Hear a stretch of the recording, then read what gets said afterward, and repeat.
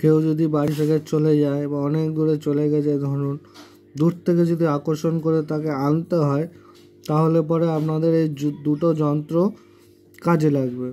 যন্ত্র দুটো আপনারা ভালো করে দেখে নিন।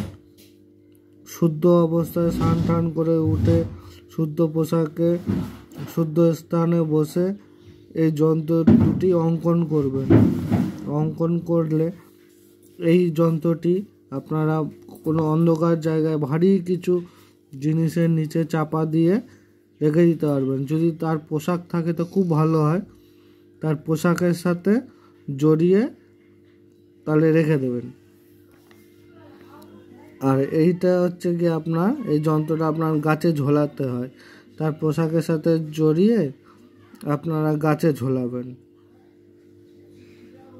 গাছে ঝুলাবেন, এমনভাবে ঝুলাবেন যাতে জিনিসটি গাছে দোলে।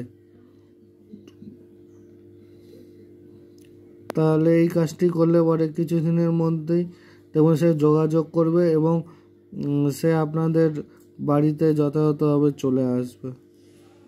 এটি হচ্ছে দূর থেকে আকর্ষণ করার যন্ত্র।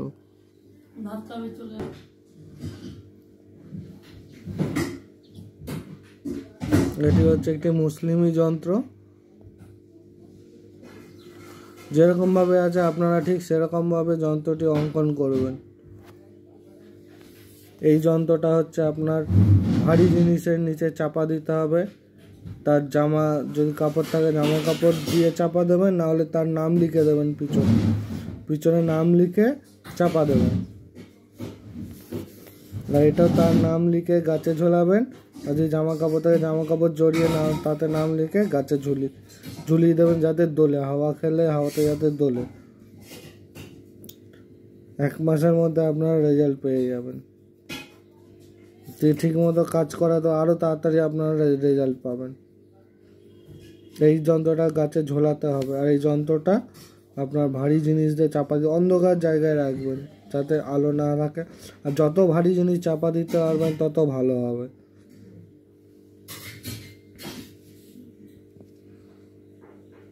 আপনারা কাজটি করলে পরে রেজাল্ট কী বেরোয় আমাকে জানাবেন, কমেন্ট করবেন।